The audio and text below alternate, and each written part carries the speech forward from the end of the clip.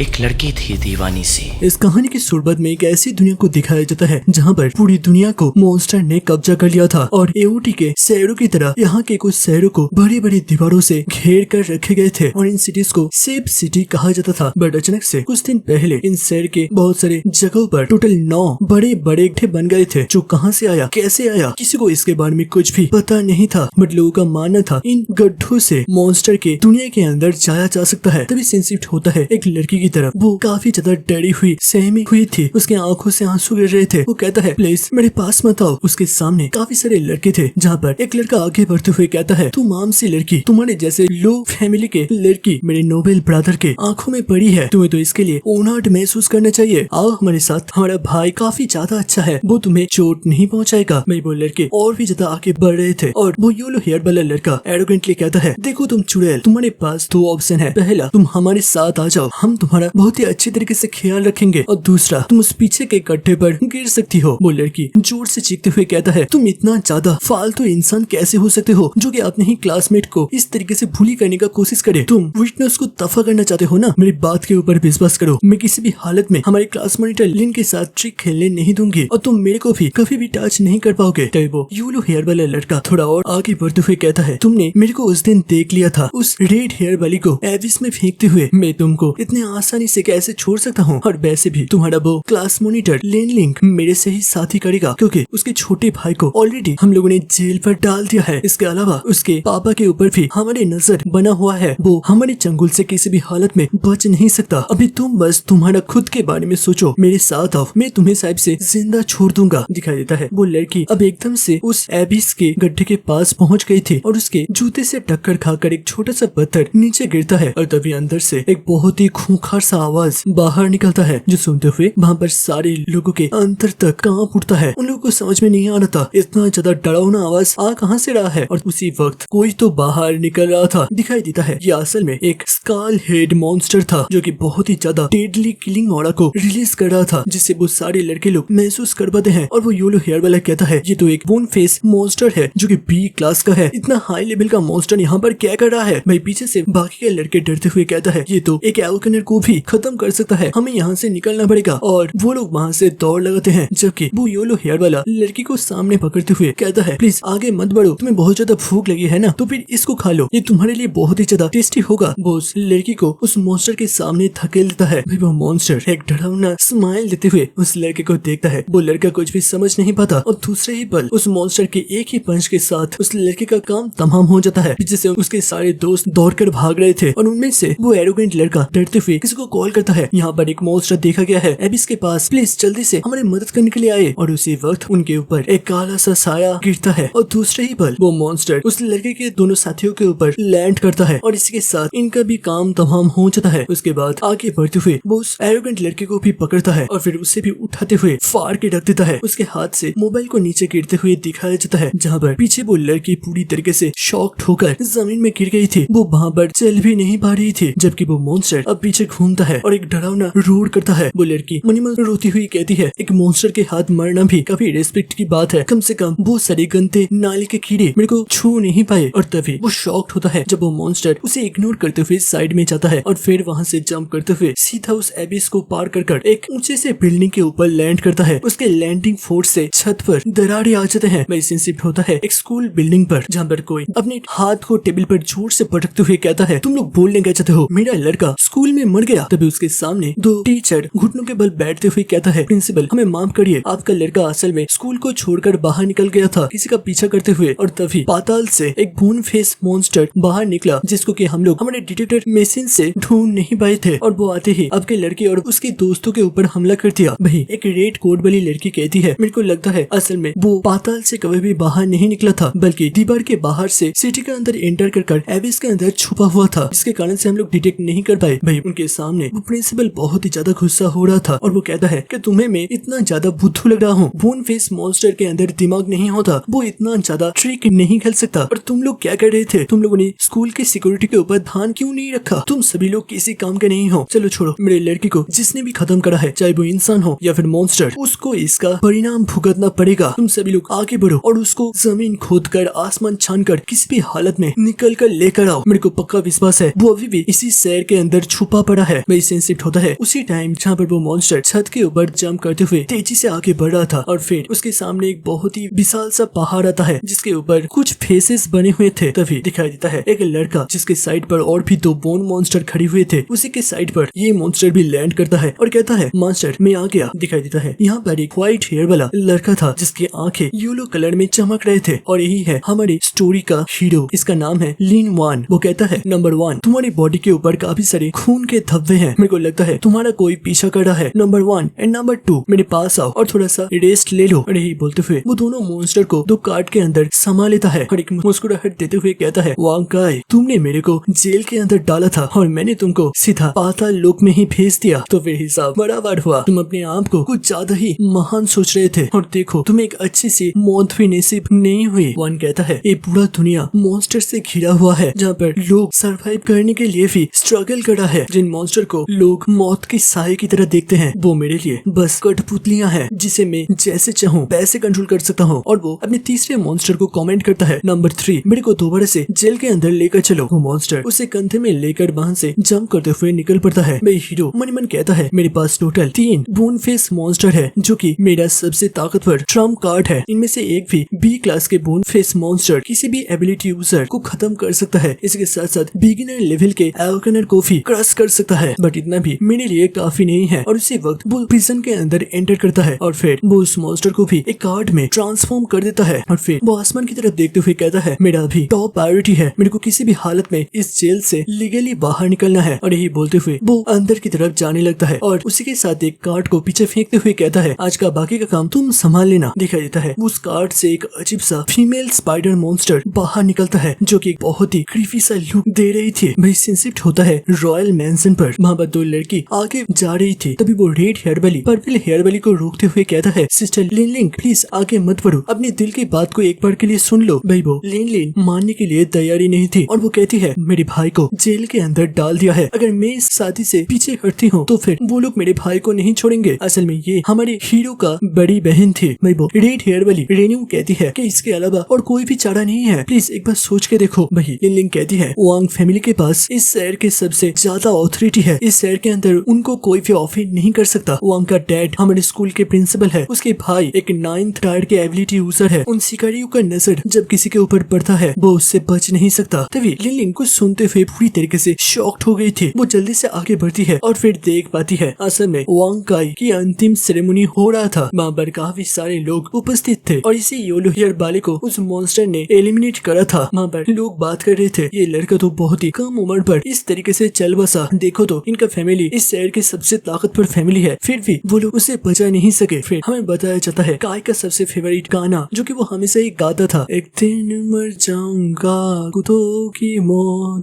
जग में सब कहेंगे। रेड हेयर वाली जोर से चीखते हुए कहता है ये जानवर मर गया। मेरी दूसरी तरफ लिन लिंग रोते हुए भी हंस रही थी और कहती है वो लोग सबसे सही कहते थे, जो लोग गलत काम करते हैं उनके साथ गलती होता है। मैं जरूर से जाकर मेरे भाई को इसके बारे में बताऊंगी और अब साहब से मेरे भाई को भी छोड़ दिया जाएगा। तभी कोई तो वहाँ पर आता है, ये असल में वो प्रिंसिपल था। वो एक बहुत ही सीरियस लुक देते हुए कहता है तो तुम मेरे लड़के के फियोंसे होने वाले थे और तुम यहाँ पर रो भी रही हो, मेरे को दिखाई दे रहा है तुम उससे कितना ज्यादा प्यार करती थी। वही लिन लिंग तो असल में खुशी में रो रही थी बट वो फिर भी उसे इग्नोर करते हुए कहता है क्या अब मेरे भाई को छोड़ दिया जाएगा। भाई वो पागल इंसान अपनी गंभीर आवाज में कहता है हाँ बिल्कुल, मैं मेरे सब से कभी भी पीछे नहीं हटता, तुम तुम्हारे प्रॉमिस को पूरा करो और मेरे लड़के से शादी कर लो। इसके बदले में मैं तुम्हारे भाई के ऊपर जितने भी सारे केसेस हैं उनको हटा लूंगा और वो मुक्त हो जाएगा। पीछे से वो रेड हेयर वाली परेशान होती हुई कहती है बट वांग काई तो मर चुका है, अब वो किस तरीके से शादी करेगा। तभी वो पागल इंसान कहता है कैसे मतलब, मेरा बच्चा दूसरी दुनिया पर अकेला कैसे बिताएगा, तुम उसके साथ घोस्ट वेडिंग करोगी। भाई वो रेड हेयर वाली परेशान होती हुई कहती है एक जिंदा इंसान कैसे एक मरे हुए से शादी कर सकता है। भाई लिन लिंग आगे बढ़ती हुई कहती है क्या इससे मेरे भाई को छोड़ दिया जाएगा। वो लूनेटिक कहता है बिल्कुल, तुम्हारा शादी होएगा और तुम्हें मेरे लड़के के साथ एक ही कवर में दफन करा जाएगा, उसी के बाद तुम्हारे भाई को भी छोड़ दिया जाएगा, ये मेरा पक्का प्रॉमिस है। और अगर तुम इससे मना करते हो तो फिर तुम्हारा भाई और तुम्हारे पापा को एक ही साथ मेरे लड़के के साथ दफन करा जाएगा। मैं मेरे लड़के को किसी भी हालत में अकेले नहीं छोड़ने वाला, चाहे वो दूसरी दुनिया पर ही क्यों ना गए हो। अब मेरे को बताओ तुम्हारा जवाब क्या है। वो रेड हेयर वाली रोते हुए कहती है मेरे दोस्त लिन लिंग इसे कभी भी एक्सेप्ट मत करना, वो लोग असल में तुम्हें खत्म करना चाहते हैं। भाई लिन लिंग रोती हुई कहती है मैं इसे एक्सेप्ट करता हूँ, मैं आपके लड़के से शादी करूंगी। सीन शिफ्ट होता है रात को वांग क्लैन के सीक्रेट चेम्बर पर, जहाँ पर वांग काई का भाई वांग यान घुटनों के बल बैठा हुआ था और वो कहता है पापा, वांग काई को जितने भी सारे लोग डिस्टर्ब करते थे और वांग काई जिन भी लड़के के साथ खेला करता था, मैंने उन सभी को खत्म कर दिया है। उन सभी को भी एक ही साथ दफन करा जाएगा। अब मेरे को बताइए लिन फैमिली के साथ क्या करा जाए, क्योंकि उनकी लड़की लिलिंग तो शादी करने के लिए मान गई है। क्या उसके फैमिली को छोड़ दे? तभी उसके सामने वो आदमी कहता है हाँ, उसके बाकी के सारे रिश्तेदारों को हम लोग छोड़ देंगे, बट हमारा जो सस्पेक्ट है उसे हम छोड़ नहीं सकते। पहले जेल के अंदर उसके भाई का ख्याल रख लो और फिर शादी के बाद उसके पापा को भी निपटा देना। भाई वांग यान एक सीरियस लुक के साथ मुस्कुराते हुए कहता है मैं उस लिंगलिंग के भाई का अच्छी तरीके से ख्याल रख लूंगा। आज की रात अचानक से उसका एक्सीडेंटली मौत हो जाएगा। सीन शिफ्ट होता है प्रिजन के अंदर। रात के बीच में अचानक से प्रिजन का गेट ऑटोमेटिकली खुल जाता है और ये बस एक नहीं बल्कि पूरे प्रिजन के सारे क्रिमिनल्स के गेट अपने आप से खुल जाते हैं और वहाँ से सारे क्रिमिनल्स धीरे धीरे बाहर निकलते हैं। आज की रात इस प्रिजन के अंदर कोई भी रूल नहीं रहेगा। आज होगा जिंदा रहने का युद्ध। एक नकली इंसान कहता है तुम सभी लोगों को पता है हमारा टारगेट कौन होने वाला है, आगे बढ़ो और उसे खत्म कर दो मेरे साथियों। भाई बहुत सारे लोग अजीब से स्माइल देते हैं और फिर उन सभी लोगों का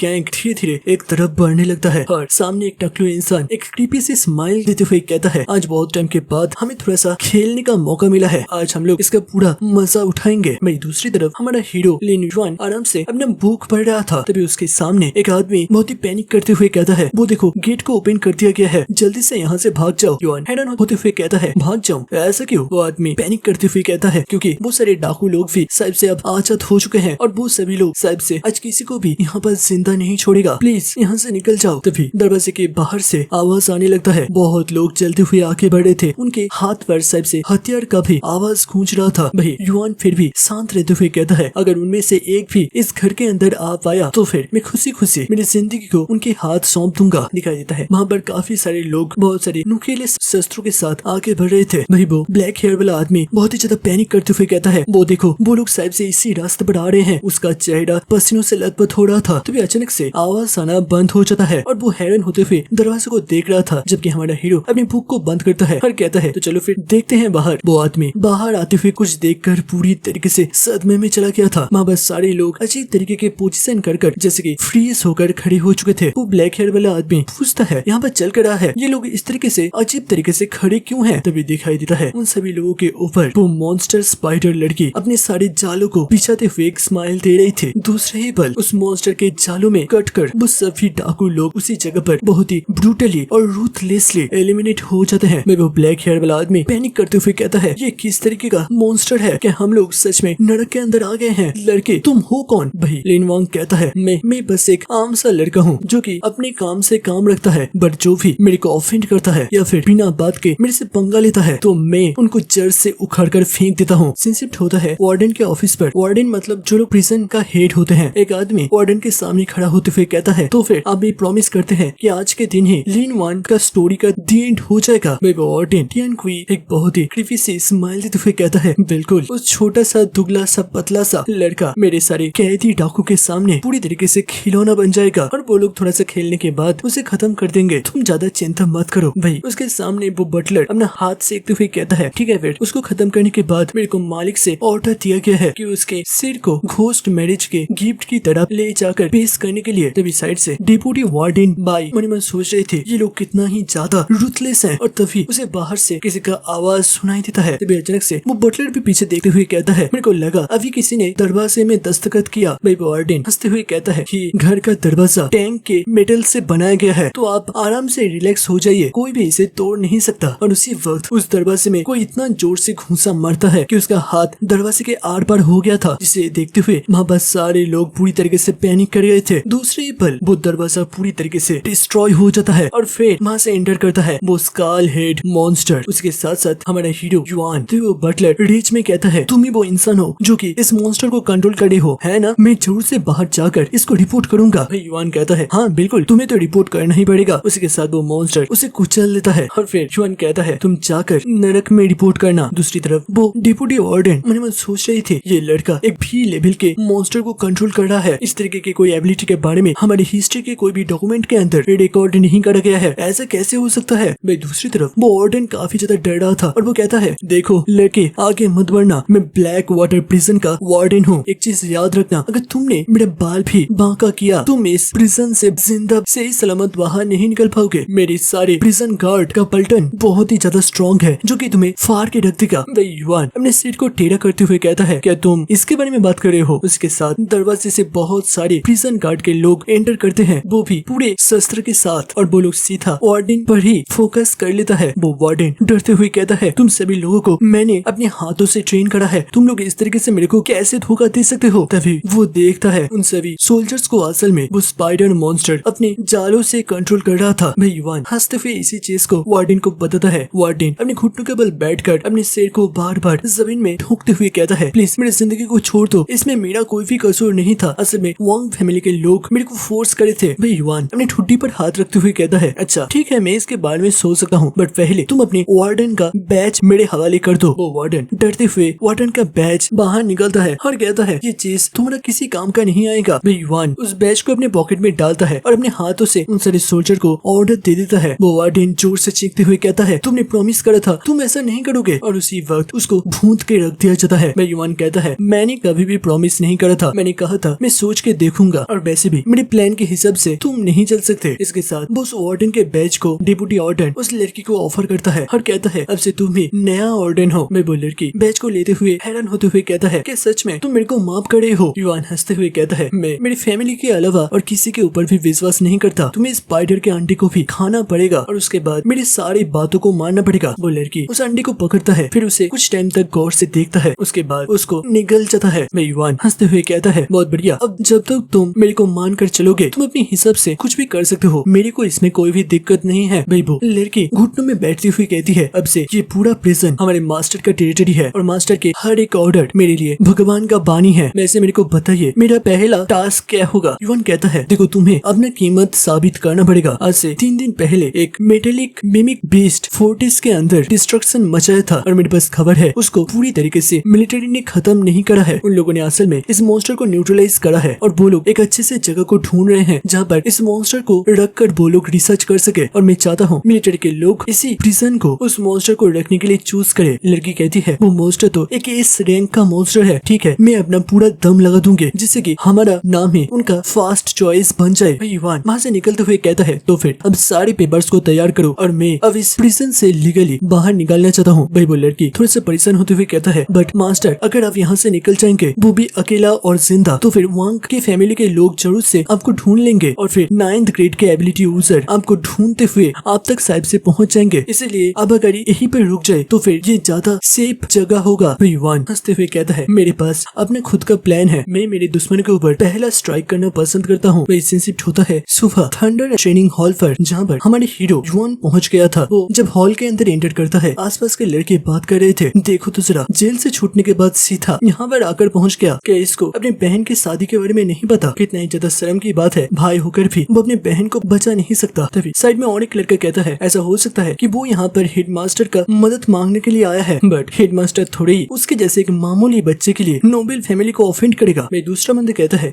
या फिर ऐसे भी हो सकता है वो सीनियर निंग को ढूंढ रहा है, बट बुरी किस्मत वो भी अभी उत्तर के एबिस को इन्वेस्टिगेट करने के लिए गई है और कुछ दिनों तक वो नहीं लौटने वाली। सच में वो बहुत ही ज्यादा अकेला है, उसे कोई भी इस हालत में बचा नहीं सकता। तभी जब वो एक घर के अंदर एंटर करता है, एक येलो हेयर वाला बहुत ही एक्साइटेड होकर कहता है, सीनियर आप आ गए, ये है वी जिंग। वो कहता है, मैंने ऑलरेडी जो भी लोग इस वेडिंग सेरेमनी पर आने वाले हैं उन सभी के मूवमेंट और आने के रास्ते के बारे में मैंने ऑलरेडी पता कर लिया है, बट मेरे लिए अभी 3 इलेक्ट्रिक कीड़े से इन सभी चीजों का ख्याल रखना बहुत ही ज्यादा मुश्किल हो चुका है। अगर कुछ और भी होता तो शायद से मेरे को मदद मिल पाता। तभी युआंग अपने पास से 3 ब्लैक कार्ड को निकालता है और फिर उनको रिलीज करते हुए दिखाई देता है। वहाँ पर बहुत सारे छोटे छोटे कीड़े आ चुके थे, जिसे देखते हुए वो लड़का पूरी तरीके से शॉक हो चुका था। वो कहता है, पहले तो मेरे पास बस 3 थे, अगर इतने सारे स्पाइंग इलेक्ट्रिक कीड़े मेरे को मिल जाए तो फिर मैं बहुत ही आराम से जासूसी कर पाऊंगा। मैं युआंग मनी मन कहता है, मैंने उस प्रिजन के अंदर रहते हुए इन सभी को कलेक्ट करा है, कोई बात नहीं, बाद में जाकर मैं दोबारा से ऐसे कुछ और कीड़े को भी कलेक्ट कर लूंगा। मैं वो लड़का परेशान होते हुए कहता है, बस 3 कीड़े से ही मैं बहुत ही अच्छी तरीके से सारी चीजों का ख्याल रख पा रहा था, और अगर मेरे को इतने सारे मिल जाए तो फिर मैं पूरे शहर को भी एक ही साथ मॉनिटर कर सकता हूँ। मैं युआन वहाँ से जाते हुए कहता है, तो फिर करो, मेरे को बस इन्फॉर्मेशन चाहिए, वहाँ पर जो भी लोग आने वाले हैं वांग फैमिली के हर किसी के ऊपर नजर बना लो, मेरे को उनके हर एक मूवमेंट के बारे में जाना है। मैं पीछे से वो येलो हेयर वाला कहता है, भाई रुक जाओ, मैंने पता करा है इस वांग गैंग के 4 दोस्त जो कि 9th टायर के हैं, उसके साथ साथ उनका बड़ा बेटा वांग यान खुद भी इस पूरे इवेंट में मौजूद रहेगा। और जैसे कि हमें पता है कि वांग यान इस जनरेशन का सबसे ज्यादा ताकतवर प्रोडिजी है और इन सब के अलावा इस पूरे सेरेमनी को एक बहुत ही सेफ जगह के ऊपर रचा जाएगा, जिसके सील्ड को भेद कर अंदर जाना बहुत ही ज्यादा मुश्किल साबित हो सकता है। भाई युआन आगे बढ़ते हुए कहता है, चिंता मत करो, मैंने ऑलरेडी इन सब के बारे में सोच लिया है। भाई पीछे से जिंग सोचता है अब से कुछ टाइम पहले वो छुप छुप कर वांग फैमिली के ऊपर जासूसी कर रहा था और उसी वक्त वो पकड़ा गया और तभी युआन आकर सारा दोष अपने ऊपर ले लिया और मेरे को बचा लिया और इसी के कारण से मैं हमेशा उसे फॉलो करूंगा, इसका मैंने अपने आप से कसम खाया है। भाई युआन आगे बढ़ते हुए कहता है, ऐसा मत सोचना कि मैंने तुम्हारे ऊपर कोई कृपा करा है, तुमने अपने फियोंसे को उनके हाथ खोया है और ये लोग मेरा पूरा परिवार को उजाड़ना चाहते हैं और इसी के कारण से हम दोनों का दुश्मन एक है, हमें अपने गोल तक पहुंचना ही पड़ेगा। सेंसिट होता है एक दूसरे जगह पर एक मॉन्स्टर ट्रक रेगिस्तान के बीचों बीच से बहुत ही तेजी से आगे बढ़ रहा था। अंदर ड्राइवर असिस्टेंट कहता है, तो काउंसलर सर कि आप सच में इस घोस्ट वेडिंग के ऑफिशिएंट बनने वाले हैं। ऑफिशिएंट मतलब तुम सोच सकते हो जो कि शादी करवाते हैं, जैसे कि क्रिश्चियन की अगर बोले तो वो तो पीछे से वो येलो हेयर वाला आदमी हंसते हुए कहता है कि जिंदा लड़की सच में एक मुर्दे से शादी करने वाला है। तो पीछे से वो काउंसिलमैन कहता है, इसमें बुराई क्या है, एक आम सी लड़की एक नोबेल के मुर्दे के साथ शादी करने वाला है, ये तो उसके लिए ऑनर की बात है, ये तो उसके जैसे आम सी लड़की के घर पर मेरे जैसे लोग तो कतई नहीं जाते, वो सच में बहुत ही ज्यादा लकी है। तभी वो असिस्टेंट अजीब तरीके से हंसते हुए कहता है, मैंने सुना है इस घोस्ट वेडिंग के एंड पर दोनों को ही एक साथ दफन कर दिया जाता है, क्या ये सच है? भाई वो आदमी एक छोटा सा नाइफ को निकालते हुए कहता है, बिल्कुल, मैं पर्सनली अपने हाथों से ये काम करूंगा। तभी वो असिस्टेंट कहता है, बट आपको साहब से नहीं पता है कि ये जो पूरा क्राइम करा है वो अभी भी खुले आसमान के नीचे घूम रहा है। वो येलो हेयर वाला कहता है, चिंता मत करो, हमारी एक गाड़ी टैंक आर्मर से बना है, अगर वो मॉन्स्टर इस गाड़ी के ऊपर हमला भी करते तो फिर हम लोग आराम से यहाँ से निकल सकते हैं, वो हमारा कुछ भी बिगाड़ नहीं पाएगा। उसी वक्त उनके सामने बोन हेड मॉन्स्टर आते हुए उस गाड़ी को अपने हाथों से पकड़कर रोक लेता है और फिर जोर से दहाड़ता है, जिसे देखते हुए वो ड्राइवर बहुत ही ज्यादा डर चुका था और वो कहता है, सर देखिए, जिसका हमें डर था वही हमारे सामने आ गया। भाई वो आदमी के चेहरे से पसीना गिर रहा था, बट फिर भी वो हंसते हुए कहता है, शांत हो जाओ, ज्यादा पैनिक करने का जरूरत नहीं है, अगर ये मॉन्स्टर अपना पूरा ताकत भी लगा दे तो फिर भी ये हमारी डिफेंस के 50% को भी दफा नहीं कर पाएगा, गाड़ी को आगे बढ़ाओ। और उसी वक्त गाड़ी के साइड से एक दूसरा मॉन्स्टर जबकि ऊपर एक तीसरा मॉन्स्टर भी लैंड करता है और वो सब के सब एक साथ दहाड़ने लगते हैं, जिसे देखते हुए वो आदमी पूरी तरीके से शॉक्ड हो चुका था। वो पैनिक करते हुए कहता है, हमें तो बस एक बीस्ट का इंफॉर्मेशन मिला था और यहाँ पर तो तीन आ चुके हैं, अब हम सच में बहुत ही ज्यादा खतरे में हैं। जबकि दिखाई देता है वहाँ के एक छोटे से टीला के ऊपर हमारा हीरो युआन खड़ा हुआ था और वो कहता है, गाड़ी को दफा कर दो। और बस बोलने के साथ ही वो मॉन्स्टर गाड़ी के ऊपर घूसा बरसाना शुरू कर देते हैं। उन तीनों मॉन्स्टर के पंचिंग से उस टैंक का डिफेंस 100 से 70, उसके बाद उन मॉन्स्टर का स्पीड अब बढ़ने ही लगा था, जैसे कि 70 से कुछ ही पल में 1% के अंदर भी पहुंच जाता है। और उसी के बाद एक धमाका होता है जहाँ पर वो गाड़ी अब पूरी तरीके से चकनाचूर हो गया था। फिर एक मॉन्स्टर उस येलो हेयर वाले को पकड़ते हुए उठाता है और वो आदमी देख पाता है उसके सामने के दोनों मॉन्स्टर के मिडिल में एक लड़का चलते हुए आ रहा था और वो कतराते हुए कहता है, प्लीज मेरा मदद करो, मेरे को इनसे बचा लो, इसके बदले में तुम्हें जो भी चाहिए होगा, जितना भी पैसा लगेगा, मैं सब के सब देने के लिए तैयार हूँ। तभी युआन कहता है, क्या यही वो खंजर है जो कि घोस्ट वेडिंग पर इस्तेमाल होने वाला था? वो आदमी पहले तो हाँ में जवाब देता है, उसके बाद पैनिक करते हुए कहता है, प्लीज ऐसा मत करना। और दूसरे ही पल वो भी टपक जाता है। वो सभी लोग मिलकर उस आदमी को वहाँ पर घेरे रखे थे। तभी युआन एक दूसरा मॉन्स्टर को समॉन करता है और वहाँ पर एक अजीब सा छिपकली टाइप का मॉन्स्टर आ चुका था जिसका एक आंख था और वो अजीब तरीके से चलते हुए उस आदमी के ऊपर आता है। फिर उसके शरीर से एक अजीब सा पर्पल एनर्जी को वो शोकने लगता है और फिर दिखाई देता है उस आदमी के ऊपर से एक अजीब सा पर्पल एनर्जी का साया बाहर निकल रहा था। और उसके कुछ टाइम के बाद दिखाया जाता है ये मॉन्स्टर हमारे युआन को कुछ ऐसी तरीके से तैयार कर देता है जो कि देखने में बिल्कुल उसी काउंसिल मैन की तरह था। और युआन सोचता है ये डिस्गाइज मेरा 2 घंटे तक चलेगा, जो कि मेरे लिए काफी है, चलो फिर अब आएगा असली मजा। सेंसिट होता है एक चर्च पर, वहाँ पर काफी सारे लोग चर्च के एंट्रेंस की तरफ सीढ़ियों से बढ़ते हुए जा रहे थे। एक आदमी कहता है, देखो तो जरा, ये लोग अपने इतना ज्यादा पावर का इस्तेमाल करते हुए भी अभी तक अपने लड़के के दोषी को ढूंढ नहीं पाया है। तभी दूसरा ब्लू हेयर वाला आदमी कहता है, चिंता मत करो, यहाँ पर काफी सारे 9th रैंक के यंग जनरेशन के एबिलिटी यूजर आने वाले हैं और वो सभी लोग मिलकर एक बहुत ही अच्छा सा ट्रैप रचेंगे, जैसे कि वो कल्प्रिट जरूर से यहाँ पर आएगा बट वो वापस यहाँ से सही सलामत नहीं जा पाएगा। उसी वक्त उनके ऊपर आसमान में कोई तो चीज उड़ते हुए आ रहा था और तभी वो आकर नीचे लैंड करता है और बहुत ही जोर का धमाका होता है। वहाँ से निकलते हैं 4 लोग, इनका नाम है 9th एबी स्क्वाड और एक ब्लू हेयर वाला डिक्लेयर करता है, वांग यान हम लोग आ चुके हैं। दिखाई देता है उन लोगों ने एक 9th क्लास के मॉन्स्टर के सबको वहाँ पर लेकर आया था और वो ब्लू हेयर वाला कहता है यही चीज आप लोगों के लिए तोहफा है। इस ब्लू हेयर वाले आदमी का नाम बताया जाता है लाइटनिंग, जो कि स्क्वाड का लीडर है। बताया जाता है वो 9th क्लास के एकदम से पीक पर है और वो किसी भी टाइम ब्रेक थ्रू कर एक एवोकनर बन सकता है। दूसरी साइड पर वांग फैमिली के बड़ा बेटा वांग यान भी आ चुका था और वो कहता है तुम सभी लोग अब यहाँ पर आ चुके हो तो मेरे को अब यहाँ की सेफ्टी और सिक्योरिटी को लेकर ज्यादा चिंता करने की जरूरत नहीं पड़ेगा। भाई वो ब्लू हेयर वाला पीछे एक व्हाइट हेयर वाले लड़के को कहता है देखो हमारे बैरियर के आसपास अगर कोई भी मॉन्स्टर दिखाई दिया और तुम मेरे को बता नहीं पाए तो फिर याद रखना इसका पनिशमेंट तुम्हें भुगतना पड़ेगा। भाई वो लड़का हंसते हुए कहता है बिल्कुल भी चिंता मत करिए, मेरे ताबीज के पावर से एस रैंक के नीचे का कोई भी मॉन्स्टर इस बैरियर के अंदर एंटर नहीं कर पाएगा। बताया जाता है इसका नाम है मास्टर यीन। जबकि दूसरी तरफ एक और लड़का था, ये असल में अपने साइकिक पावर का इस्तेमाल करते हुए बहुत ही दूर दूर तक देख सकता है और ये एक टाइप का ऑब्जर्वर है जो कि दुश्मन की गतिविधियों के ऊपर नजर रखता है और वो कहता है मेरे आंखों से यहाँ पर कोई भी बच नहीं पाएगा। अगर इस बैरियर के आसपास भी कोई आने का कोशिश करेगा मेरे को पहले ही उसके बारे में पता चल जाएगा और तभी उसे कुछ महसूस होता है और वो तेजी से आगे बढ़ता है और कहता है तुम लोग चिंता मत करो, ये जो भी है बहुत ही ज्यादा कमजोर है, मैं इसे अकेले संभाल सकता हूँ। वही पीछे से एक लड़का कहता है हमारा दोस्त बहुत ही ज्यादा जीनियस है, अगर वो उस मॉन्स्टर को एक बार देख लिया तो फिर वो उसके कंट्रोलर के लोकेशन तक भी आराम से ढूंढ पाएगा। हवे दुश्मन हमारे चंगुल से किसी भी हालत में बच नहीं पाएगा। तभी दिखाई देता है एक छोटा सा कीड़ा इलेक्ट्रिक के पोल पर लगते हुए उसे एक बहुत ही जोर का झटका लगता है और तभी वो ऑब्जर्वर लड़का भी वहाँ पर पहुँच गया था और वो एक क्रेजी लुक देते हुए कहता है तुम्हें क्या लगा था तुम इस तरीके से अपने कंट्रोलिंग ऑब्जेक्ट को डिस्ट्रॉय करते हुए बच पाओगे। दिखाई देता है वो असल में इस कीड़े को पकड़ लिया था और फिर कहता है मैं तुम्हें इस हालत में भी ढूंढ सकता हूँ। इसके साथ उस शहर के बीचों बीच से उसका साइकिक एनर्जी बहुत ही तेजी से आगे बढ़ता है और बस पल भर में वो येलो हेयर वाला जिंक को ढूंढ लेता है और फिर हंसते हुए आगे बढ़ता है और कहता है तुम तो काफी ज्यादा कमजोर हो, मैं ही तुम्हारे लिए काफी हूँ, चलो देखते हैं, तुम बस मेरे हाथ पर एक बार आ जाओ, उसके बाद मैं तुम्हारे दिमाग को स्कैन कर निकाल लूंगा कि तुम्हारे पीछे वो असली बॉस असल में कौन है। उसी वक्त अचानक से उसके आसपास एक डार्क ऑरा छा जाता है और वो हैरानियत के साथ कहता है ये क्या हुआ, आसपास ऐसे अंधेरा क्यों छा गया है। और फिर वो कीड़ा उसके उंगली से निकल जाता है और उसका हालत बहुत ही ज्यादा बिगड़ने लगा था। वो परेशान होते हुए कहता है ये कैसे हो सकता है, इसने मेरे को साइकोलॉजिकली दूषित कर दिया है, बट मैंने क्लियरली देखा था वो लड़का बहुत ही ज्यादा कमजोर था, वो ऐसे कैसे कर सकता है। और फिर वो ऊपर से आकर सीधा जमीन में गिरता है और इसी के साथ ये भी एलिमिनेट हो जाता है। जबकि दिखाई देता है जिंक के पास असल में एक डी क्लास के मॉन्स्टर सोल हाउल था जो कि लोगों के दिमाग के ऊपर सीधा हमला करता है और वो अभी के टाइम अपने और इस मॉन्स्टर के साइकिक एनर्जी को मिलाते हुए उस लड़के के ऊपर हमला कर रहा था। उसके चेहरे से पसीना गिरता है और फिर वो एक लुक देते हुए कहता है बॉस अब आप आराम से अपना काम कर सकते हैं, कोई भी आपके छुपे हुए चेहरे को नहीं देख पाएगा। दिखाई देता है उस चर्च के सामने एक बड़ा सा गाड़ी आकर थमता है और वहाँ से काउंसिल मैन उतरता है और ये असल में काउंसिल मैन नहीं बल्कि हमारा हीरो यांग है और वो काउंसिल मैन के अंदाज में कहता है जहाँ पर चल करा है कि रॉयल फैमिली के लोग जब आते हैं तब उनको रिसीव करने के लिए इस तरीके से ट्रीट करा जाता है। उसके सामने असल में वांग यान खड़ा था और वो माफी मांगते हुए कहता है मेरा पापा अभी शादी के बैंक्वेट में और लोगों को सर्व करने में व्यस्त है, प्लीज माफ करिए और हमारे साथ चलिए। भाई वो चर्च की तरफ बढ़ने लगता है जबकि पीछे से लोग बात कर रहे थे। लगता है आज इनका मूड बहुत ही ज्यादा खराब है। शिफ्ट होता है चर्च के अंदर के महल पर, वहाँ पर उस 9th एबिस टीम के लीडर सस्पिशियस होते हुए कहता है हमारा दोस्त अभी तक वापस नहीं लौटा, इसके अलावा हम तक कोई इन्फॉर्मेशन भी नहीं भेजा है, लगता है उसके साथ कुछ गलत हो सकता है, जल्दी से जाकर उसको ढूंढो। तभी पीछे से वो लड़का उसके टीम मेंबर को ढूंढने के लिए निकल पड़ता है और उसी वक्त जब वो चर्च से बाहर निकल रहा था तभी काउंसिल मैन उसे रोकता है और कहता है हे तुम लड़के इधर आओ। भाई वो ब्लू हेयर वाला काफी ज्यादा हैरान हो चुका था, इसका नाम है फ्रेजर हैन। वो पूछता है सर क्या आपको मेरे से कुछ चाहिए। वही यांग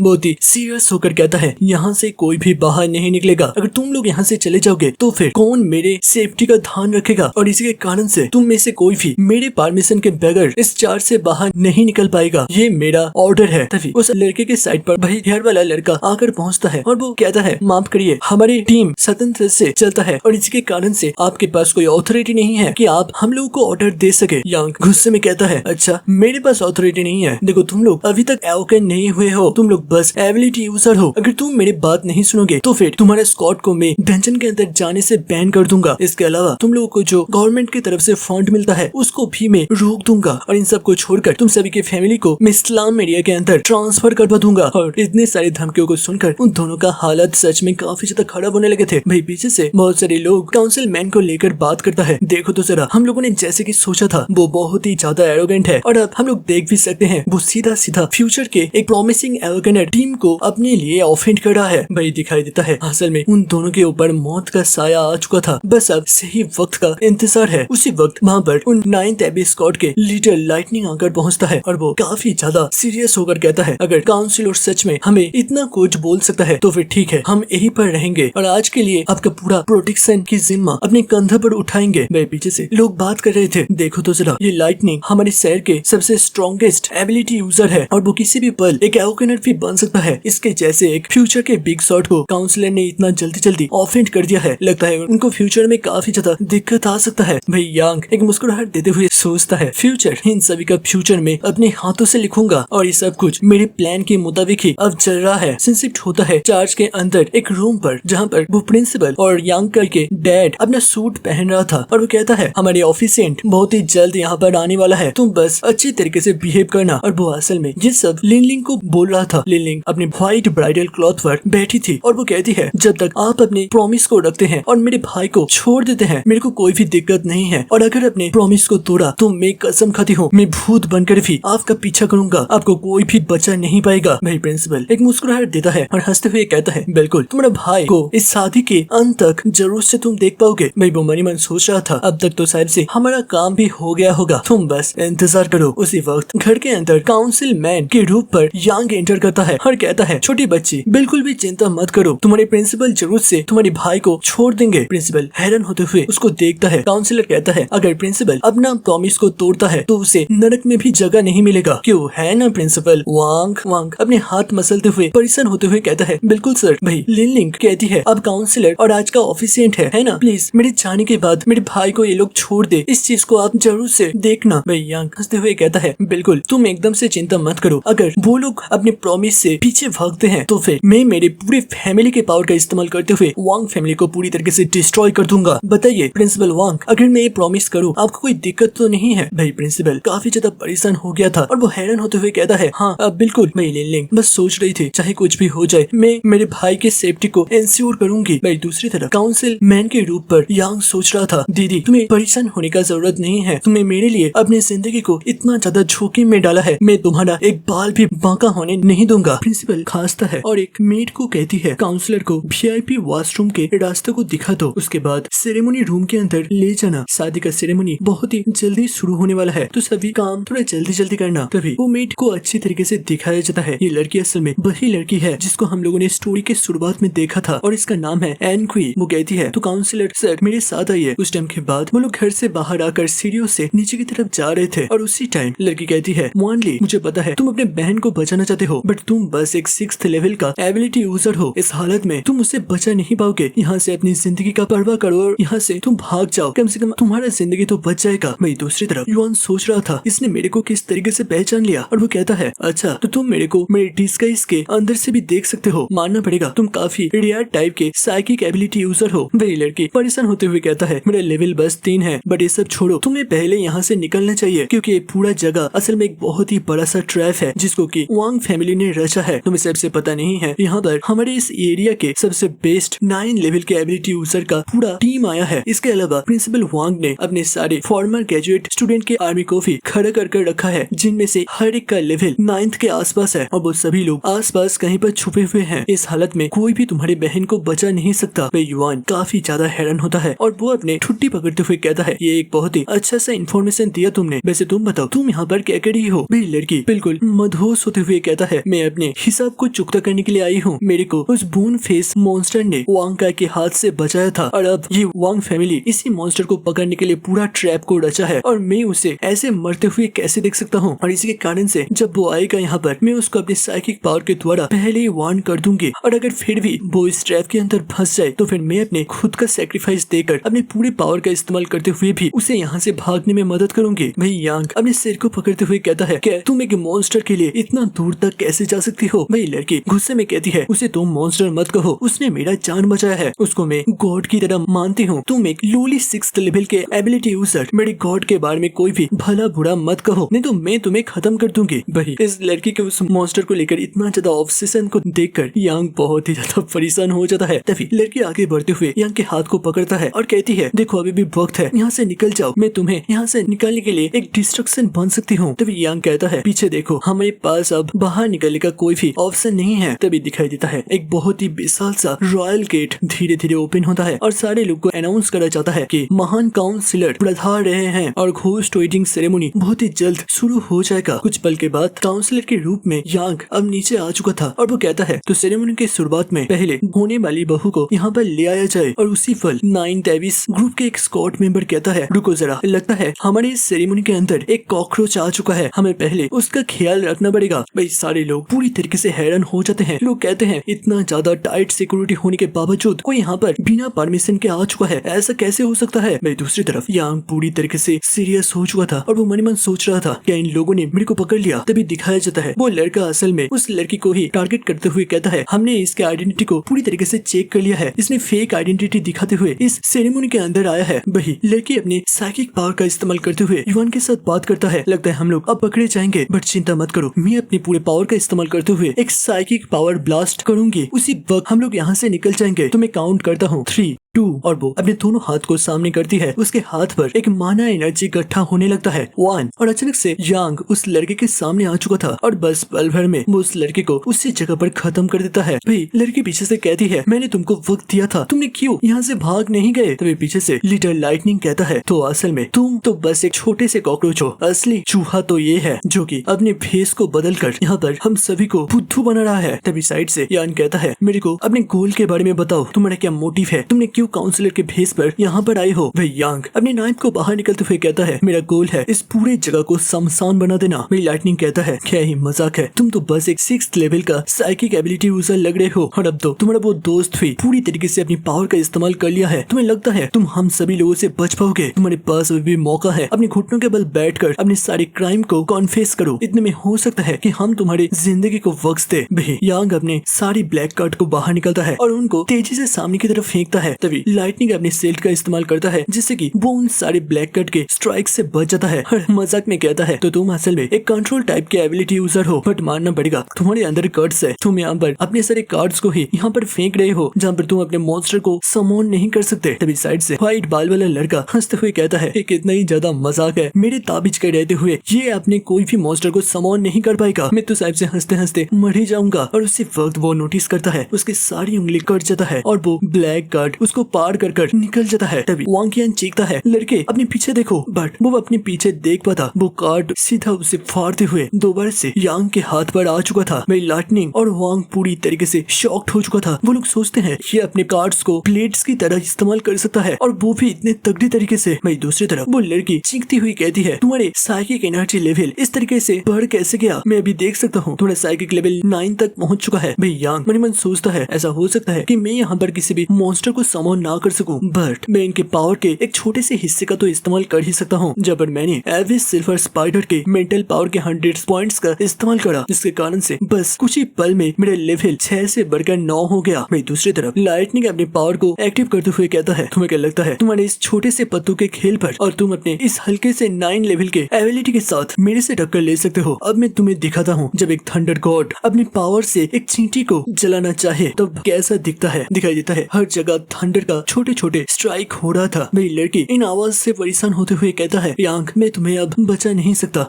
मैंने अपने पूरे पावर का उसी पल इस्तेमाल कर दिया था। फिर दिखाई देता है वो थंडर एनर्जी अब इतना ज्यादा बढ़ चुका था कि आसपास के सारे लोग उस एनर्जी से स्टक होकर हवा में उड़ने लगे थे। असल में ये एक टाइप का मैग्नेटिक फील्ड था और जिनके भी शरीर पर थोड़ा सा भी लोहा था वो हवा के अंदर उड़ने लगे थे। मैं नीचे से फैंक कहता है तो तुम असल में अब इस्तेमाल करने वाले हो लेजेंडरी थंडर प्रेशर फिस्ट का, है ना। वही लाइटनिंग हंसते हुए कहता है मानना पड़ेगा तुमने पढ़ाई तो काफी अच्छी तरीके से करा है बट इसका क्या ही फायदा, ये तुम्हारा किसी काम को नहीं आएगा। और वो तेजी से अपने पंच को बनाते हुए हमला करने के लिए आगे बढ़ता है। उसके पूरे बॉडी से पर्पल थंडर बह रहा था जो कि स्पीड के साथ साथ एक ब्लू कलर का थंडर बीम में तब्दील हो गया था और उसी वक्त एक काला बड़ा सा साया को प्रकट होते हुए दिखाया जाता है। वही लाइटनिंग का स्ट्राइक किसी से टकराता है। लाइटनिंग कहता है तो तुमने दोबारा से अपना साइकिक पावर का इस्तेमाल करते हुए एक इल्यूशन बनाया है बट मेरी अल्ट्रा थंडर प्रेशर के सामने ये सब किसी काम का नहीं है। बट तभी दिखाया जाता है उसके सामने आसन में बोन फेस मॉन्स्टर आ चुका था जो कि एक बी लेवल का मॉन्स्टर है। मेरी लाइटनिंग हैरान होते हुए कहता है ये तो एक एवोकेन मॉन्स्टर है, ये यहाँ पर कहाँ से आ गया, ये तो प्रोटेक्टेड जोन के अंदर था ना। तभी टैंक कहता है तुम कितना ही ज्यादा इडियट हो, मैंने अपने कार्ड का इस्तेमाल करते हुए पहले ही तुम्हारे बैरियर मास्टर को खत्म कर दिया है। अब अगर सेल्ट बनने वाला ही ना रहे तो फिर सेल्ट कैसे रहेगा। वही वो स्कार फेस अपने शरीर को बहुत ही ज्यादा बड़ा कर लिया था और वो अपने दोनों हाथों से लाइटनिंग को पकड़ने जा रहा था। मेरी लाइटनिंग अपने दोनों हाथ और पैर का इस्तेमाल करते हुए उस मॉन्स्टर के दोनों हाथ को रोक रहा था और वो कहता है तुम करना क्या चाहते हो। वही फैंग हंसते हुए कहता है तुमने मेरे को कहा था ना मैं बस एक मच्छर हूँ, तो अब मैं तुम्हें असली मच्छर का फील देना चाहता हूँ। इसके साथ वो बोन फेस उसको हाथ में मच्छर की तरह कुचल देता है। आसमान से खून का बारिश होने लगता है। वही वांग यान बहुत ही ज्यादा हैरान हो चुका था और वो कहता है तो फिर तुम ही वो मॉन्स्टर हो जिसने मेरे भाई को खत्म करा है। मैं तुमको छोड़ूंगा नहीं, मेरे को बताओ तुमने ऐसा क्यों करा है और तुम आज यहाँ पर क्यों आए हो। भाई यांग लड़की को उठाते हुए वहाँ से ले जा रहा था और फिर एक लुक देते हुए कहता है मैं यहाँ पर क्यों आया हूँ इसका जवाब तुम्हें पहले से ही पता है। ऑफ कोर्स मैं इस सेरेमनी का होस्ट बनने के लिए आया हूँ और हाँ घोस्ट वेडिंग शुरू हो चुका है जिसके माध्यम से मैं तुम्हारी पूरी फैमिली को दोबारा से यूनाइट करूंगा जैसे कि तुम लोग चाहते थे। बट नरक में भाई दूसरी तरफ प्रिंसिपल ऊपर से सब कुछ देख रहा था और वो कहता है लड़के मैं तुम्हारे लिए ही इतने टाइम से इंतजार कर रहा था और तुम फाइनली अब बाहर आ चुके हो, अब तुम्हें कोई भी बचा नहीं सकता। भाई यांग हंसता है और कहता है अच्छा तुम अपने बच्चे के बदला लेने के लिए इतना ज्यादा तड़प रहे हो। भाई प्रिंसिपल कहता है मेरे बच्चे को बेरहमी से मार दिया गया, अगर मैं उसके पापा होकर भी बदला ना ले सकूं तो फिर मैं किस लायक रहूंगा। आज के दिन मैं मेरे बच्चे को जस्टिस दूंगा। वो बोनफेस मॉन्स्टर अभी पीछे खड़ा हुआ था जबकि यांग आगे बढ़ते हुए कहता है तो फिर मेरे को बताओ तुम्हारे लड़के ने जिन सारे लोगों को खत्म करा है उनका जस्टिस कौन देगा। अभी के टाइम जो घोस्ट वेटिंग हो रहा है एक जिंदा इंसान को उसका कॉम्पेनियन बनाने के लिए, इसका जस्टिस कौन देगा। प्रिंसिपल हंसते हुए कहता है क्या बोल रहे हो, इन सारे आम लोगों का जिंदगी का कोई भी मूल्य नहीं है, इनको चींटी की तरह रास्ते में आते जाते हुए कोई भी कुचल सकता है। और जहाँ तक बात है लिन फैमिली के लड़की की, तो फिर मेरे लड़के के साथ एक ही कबर को शेयर करना ये तो उसके लिए बहुत ही ज्यादा ऑनर की बात है। वैसे तुम आज किसी भी हालत में बच नहीं सकते। यान यार आगे बढ़ो, एक्सटर्मिनेशन स्क्वाड को बुलाओ और इसे खत्म कर दो। भाई यान जोर से चीखता है सारे लोग बाहर आओ और इस पूरे जगह को घेर लो, हम इसे यहाँ से भागने नहीं दे सकते। दिखाई देता है उस चर्च के आसपास से बहुत सारे लोग दौड़ते हुए उड़ते हुए आते हैं। भाई यांग कहता है मैं तुम्हें असली घोस्ट वेटिंग दिखाऊंगा, चाहे आज जो भी यहाँ पर आ जाए कोई भी जिंदा नहीं लौटेगा, ये मेरा वादा है। इसके साथ वो एक ब्लैक एंड व्हाइट ह्यूचेंग बीस्ट को शमोन करता है जिसका लेवल था डी और ये लोग कभी भी ब्रेक थ्रू या फिर एवोल्यूशन होकर सी के अंदर जा सकता है। मैं यांग इन दोनों मॉन्स्टर को देखते हुए काफी ज्यादा हैरान हो रहा था। तभी दिखाई देता है वो दोनों मॉन्स्टर अजीब से बांसुरी को बजाने लगता है। वो आवाज जब उस हॉल से बाहर निकलता है आसपास जितने भी सारे लोग आ रहे थे उनके शरीर से उनका आत्मा अपने आप से बाहर निकल जाता है और उनके बेजान शरीर जमीन में आकर गिरता है। कुछ लोग तो बहुत ही ज्यादा प्रेशर में आ चुके थे, वो अपने आप को किसी तरीके से कंट्रोल में ले आने का कोशिश कर रहा था। उनके आंखों से मुंह से पानी की जगह खून के आंसू गिर रहे थे। तभी एक लड़की कैप्टन कहती है ये मॉन्स्टर सोल लॉकिंग मॉन्स्टर कहा जाता है। एक बार तो इन मॉन्स्टर ने हमारे पूरे स्क्वाड को ही एफिस के अंदर वाइप आउट कर दिया था। बट चिंता मत करो, जिन लोगों के पास भी हाई लेवल के स्पिरिट पावर है उनके आसपास रहने से किसी को कुछ भी नहीं होगा। मेरे 10 मीटर के रेडियस के अंदर तुम लोग आ जाओ। मेरी साइड से यान भी अपने पावर को रिलीज करते हुए कहता है सारे लोग 4 स्टूडेंट काउंसिल प्रेसिडेंट के आसपास आ जाओ, इससे तुम्हें कोई भी दिक्कत नहीं होगा। मेरी लड़की अपने सेल को एक्टिव करता है और कहता है मेरे ज्यादा पास कोई भी आने का कोशिश मत करना, नहीं तो मैं तुम्हें इसी जगह पर खत्म कर दूंगी। बताया जाता है ये है प्रेसिडेंट लिन जिसका प्रोटेक्टेड रेडियस है 10 मीटर। उसके बाद एक टकलू प्रेसिडेंट झू कहता है कमजोर लोग दूर रहे और ताकतवर लोग ही बस मेरे सेल के अंदर आए, इसका प्रोटेक्टिव रेडियस है 20 मीटर। उसके बाद सुनियो का एडल्ट वर्जन प्रेसिडेंट ट्विलाइट, इसका प्रोटेक्टिव रेडियस 30 मीटर तक है। और फिर सबसे ज्यादा ताकतवर एक व्हाइट हेयर वाला आदमी अपने बाल को सहलाते हुए कहता है गॉडफादर चिंता मत करिए, आपको जो भी दिक्कत देगा मैं उसको पूरी तरीके से इस दुनिया से गायब कर दूंगा। ये है प्रेसिडेंट मो जो कि किसी भी पल ब्रेक थ्रू कर एक एवोकनर बन सकता है और यही पूरी सिटी का सबसे ज्यादा स्ट्रॉन्गेस्ट मानी जाती है। इसका प्रोटेक्शन रेडियस 500 मीटर के आसपास है। फिर वो कहता है तुम सारे लोग चिंता मत करो, ये मॉन्स्टर दूर से तो बहुत ही ज्यादा ताकतवर है बट फिजिकली इनका शक्ति बहुत ही ज्यादा कम होते हैं। अगर हम लोगों का बस एक भी पंच उनके ऊपर लैंड हो गया तो फिर वाला हम लोग जीत जाएंगे, तो फिर मेरे साथ आगे बढ़ो। भाई बाकी के लीडर्स भी उसके बात को सुन लेता है और सारे लोग आगे बढ़ते हैं। तभी अचानक से उस लड़की वाले स्क्वाड नोटिस करता है आसमान से स्नोफॉल होना शुरू हो गया था। तभी एक आदमी अच्छी तरीके से देखते हुए कहता है ये स्नो नहीं है बल्कि पेपर से बना हुआ कॉइन्स है। वो उनको अपने पावर से जलाने लगता है और उसी वक्त उसके जलता हुआ गैस उसके शरीर के अंदर जाता है और वो खून थूकते हुए उसी जगह पर पूरी तरीके से एक्सप्लोड हो जाता है। आसपास के सारे लोगों का भी ऐसे ही हाल खराब होने लगा था। तभी वो रेड हेयर वाली लड़की कहती है ये तो यीन कॉर्प्स मदर फाइन है, ये असल में कोई पेपर कॉइन नहीं है बल्कि इस पेड़ का बीज है, इनके आसपास भी मत जाइयो। दिखाया जाता है उस पेड़ को जो कि उस पूरे हॉल के ऊपर अपना डेन बना लिया था और उसी के साइड पर यांग भी खड़ा रहता है और वो हंसते हुए कहता है यहाँ पर कोई भी जिंदा नहीं रहेगा। तभी वो प्रेसिडेंट मो कहता है नॉर्मली तो ये मॉन्स्टर ये लेवल का होता है बट जब इनको बहुत सारे लोग शिकार के रूप में मिलता है वो बहुत ही जल्द इवॉल्व होकर हायर लेवल में पहुंच सकता है और ये मॉन्स्टर ऑलरेडी सी लेवल तक पहुंच चुका है। पिछले टाइम इस मॉन्स्टर के कारण से हम लोगों ने बहुत सारे नोबेल्स और बहुत ही ज्यादा पावरफुल लोगों को खोया था। ये अगर पूरी तरीके से ग्रो हो गया तो फिर यहाँ पर कोई भी बच नहीं सकता। तभी प्रेसिडेंट मो आगे बढ़ता है और हंसते हुए कहता है सारे लोग पीछे हट जाए और बाकी तीनों प्रेसिडेंट मेरे साथ आइए। दिखाया जाता है वो तीनों प्रेसिडेंट मो के पीछे दौड़ता है। उनका लक्ष्य था इस मॉन्स्टर को इवॉल्व होने से पहले ही काट कर खत्म कर देना। वो उसके बहुत ही पास तक पहुंच चुका था, बट जल्द ही वो लोग रियलाइज करते हैं कि आसमान से अब बीजों का बारिश और भी तेजी से होने लगा था, जिससे कि वो अपने सील्ड को एक्टिव करने के बावजूद आगे बढ़ने में उनको काफी ज्यादा दिक्कत हो रहा था। तभी प्रेसिडेंट मो कहता है चिंता मत करो, सभी लोग मेरे इंस्ट्रक्शन के हिसाब से एक फॉर्मेशन बनाओ, हम लोग जरूर से ये कर लेंगे। वही वांग यान अभी भी हॉल के अंदर था और वो कहता है इस मॉन्स्टर ने हमारे पूरे टीम को अकेले रोक लिया है, ऐसे क्या सच में हम लोग इसको हरा पाएंगे? तभी पीछे से उसका डैड कहता है चिंता मत करो, वांग मो बिल्कुल एक जीनियस है जिसको कि मैंने स्लम से उठाया था और ये हमारे सिटी का गार्डियन है जिसको कि मैंने अपनी फैमिली के बहुत सारे रिसोर्सेस लगाकर बनाया है। इसने आज तक एक भी मिशन फेल नहीं किया है। वो जीतने के लिए किसी भी हद तक जा सकता है, उसे कोई भी रोक नहीं सकता। सेंसिटिव होता है और दिखाया जाता है अचानक से तीनों प्रेसिडेंट का हालत खराब होने लगा था और वो लोग एक साथ कहते हैं ये फॉर्मेशन हमारे सभी लोगों की ताकत को एब्सॉर्ब कर रहा है, ये हमारे साथ क्या हो रहा है? भाई दिखाया जाता है प्रेसिडेंट मो का हालत, उसके बॉडी से एनर्जी का ओवरफ्लो हो रहा था और बताया जाता है वो कुछ टाइम के लिए अब एक एवोकनर बन चुका है और वो कहता है मैंने आज तक एक भी मिशन फेल नहीं करा है क्योंकि मैं कुछ ही पल के अंदर समझ जाता हूँ कि मेरे को इस बैटल फील्ड के अंदर क्या करना है, क्या मैं इसे संभाल सकता हूँ या फिर जीतने के लिए मेरे को किस हद तक जाना पड़ सकता है और जीतने के लिए